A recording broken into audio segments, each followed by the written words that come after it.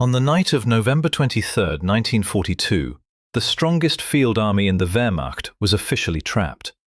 300,000 men, tanks, guns, the pride of Hitler's Eastern campaign, sealed inside a pocket on the Volga steppe with no way out. But the army that died in that pocket was already a corpse.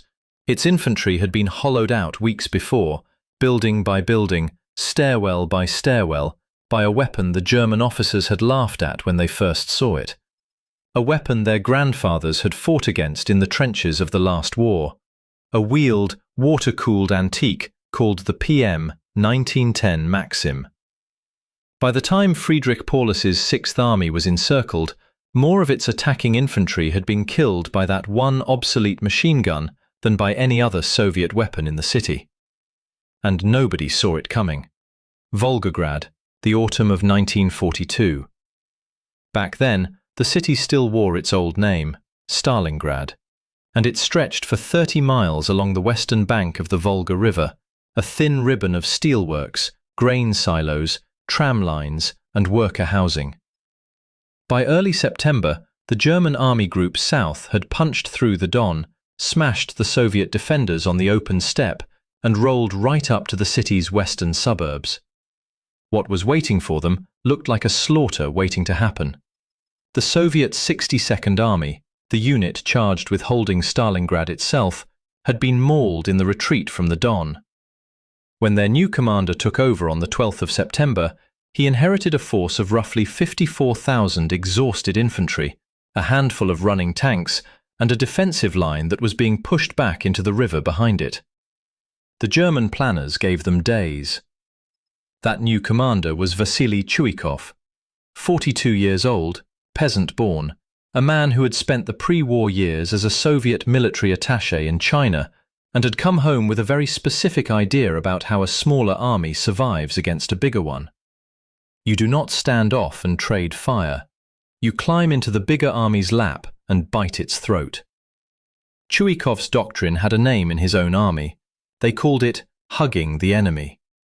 The order was simple and brutal.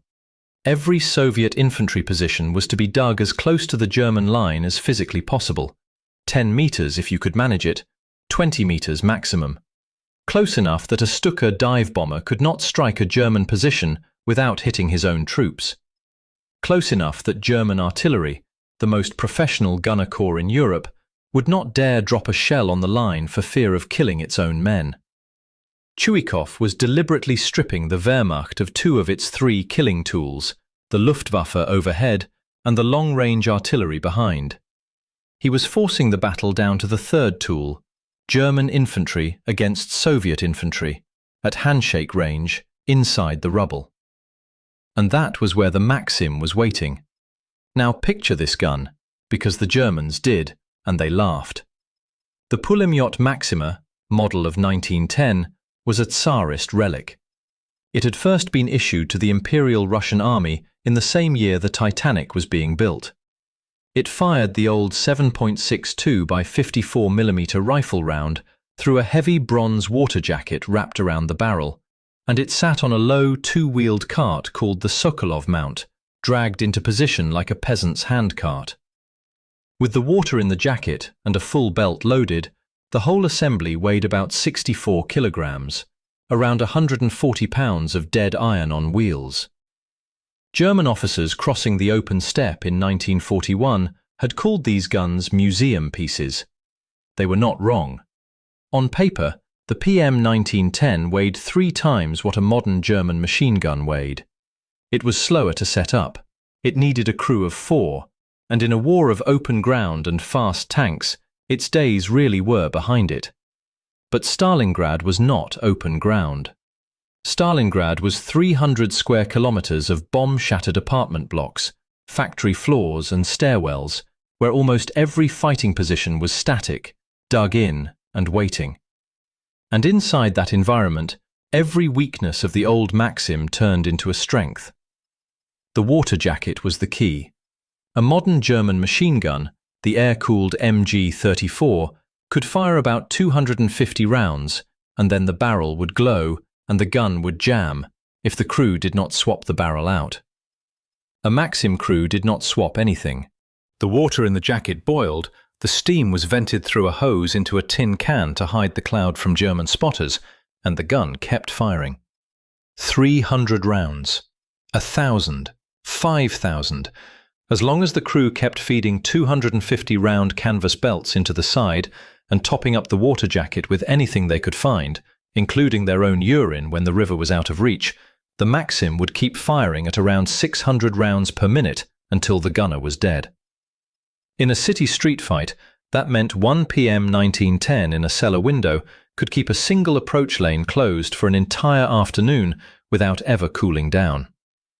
So this is what the German infantry was walking into when they tried to take Stalingrad block by block in October 1942. Paulus committed his best line divisions to the city assault.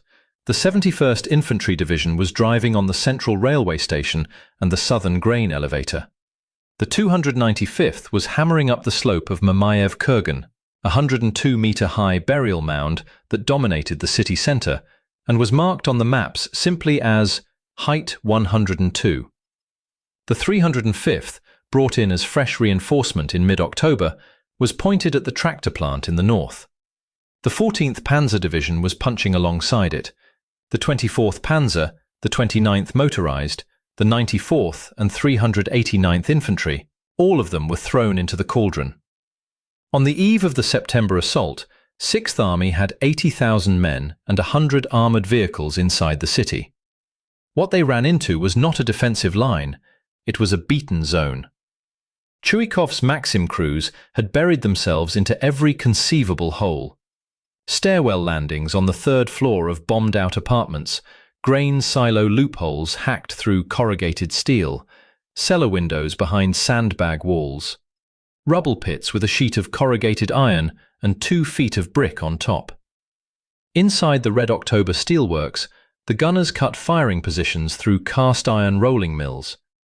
Inside the Barricadi gun factory, they used the foundations of the artillery test pits. Inside the Stalingrad tractor plant, they ran belts off the assembly line gantries. A German assault platoon would come around a corner, expecting to find a single Soviet rifleman. Instead, they would walk into 3 separate Maxim positions, firing on overlapping arcs, each one shielded by a meter of rubble, each one watering its own barrel from a teapot, each one chewing through belts at 600 rounds a minute. The first wave would go down inside 10 seconds. The second wave would try to flank. The flanking lane was covered by another Maxim from a window across the street. The third wave never came. And here is the part the German war diaries kept returning to. The gunners would not stop. A modern machine gun position could be silenced by suppressive fire because the crew had to expose themselves to keep the barrel cool. The Maxim crew did not need to expose anything. The water jacket did the work. So the German answer became grenades through the window, satchel charges, flamethrowers, anything to get inside the room itself.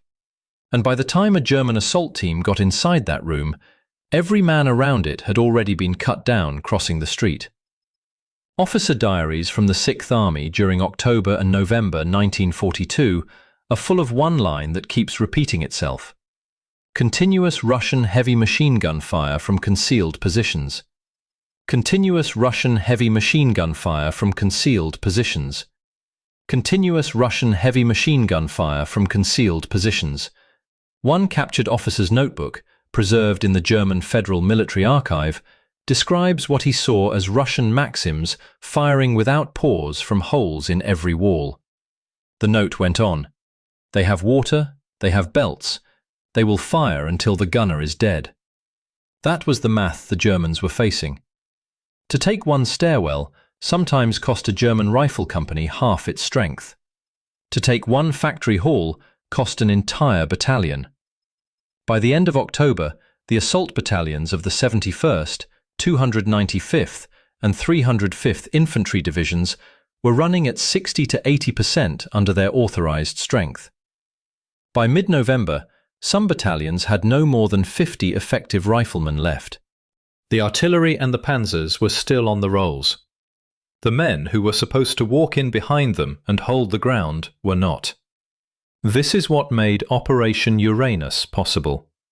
When the Soviet pincers slammed shut west of Stalingrad on the 23rd of November, 290,000 Axis soldiers were caught inside the pocket. On paper, Paulus still had a powerful armoured army. In practice, his infantry, the foot soldiers who would actually have had to break out across open snow toward the relief force, were no longer there. They had been left behind in pieces inside Mamayev Kurgan and the Red October and the Barricadi and the tractor plant, killed by gunners they had laughed at 3 months earlier. The Soviet 62nd Army Artillery Section logged Maxim ammunition expenditure for those 5 months in the hundreds of millions of rounds.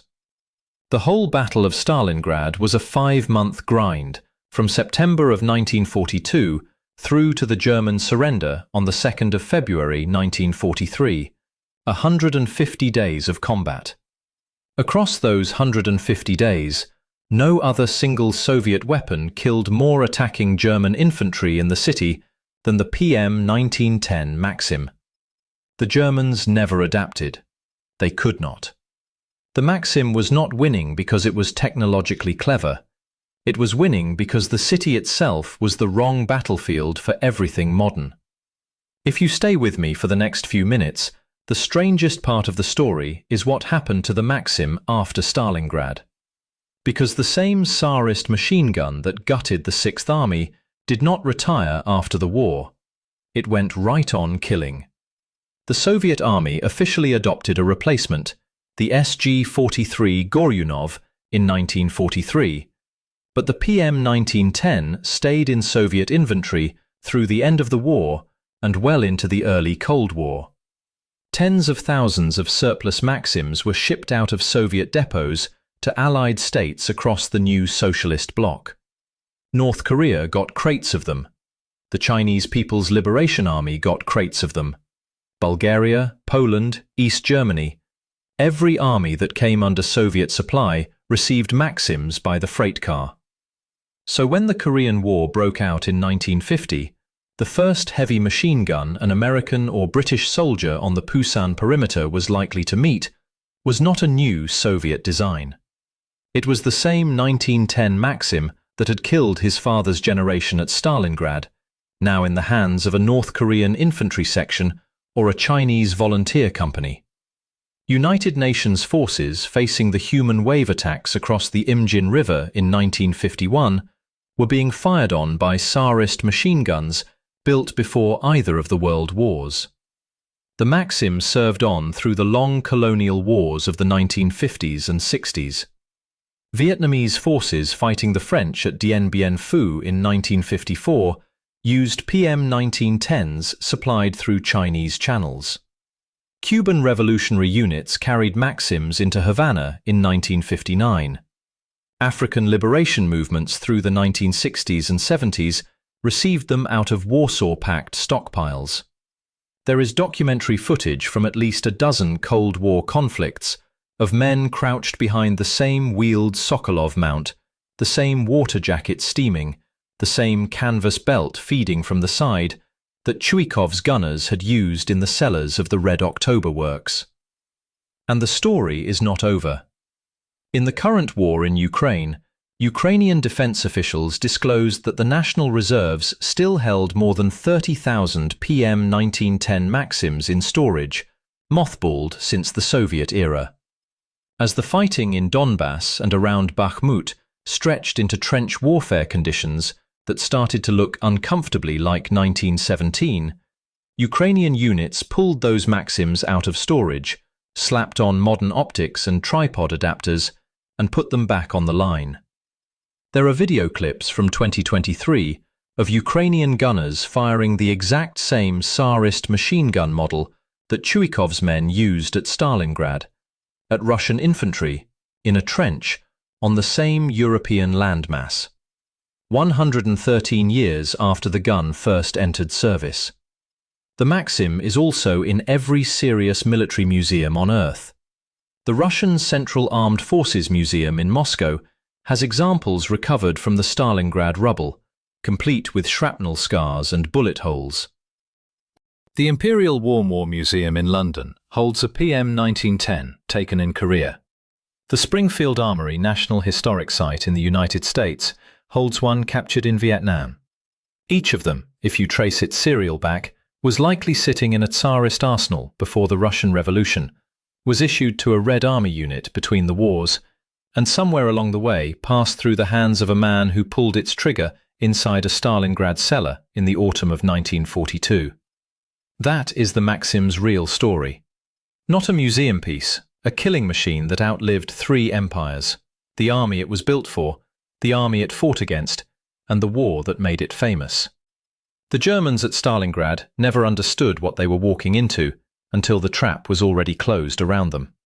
By the time the Sixth Army surrendered in February of 1943, the men who could have broken out were buried, in pieces, under the rubble of the factory district, killed by a gun their officers had dismissed as a relic in the first week of the campaign.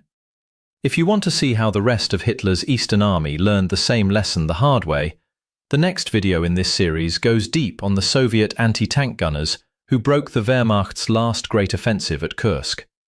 Click the video on screen now, and if you made it this far through the cellars of Stalingrad with me, hit subscribe and stay for the next one.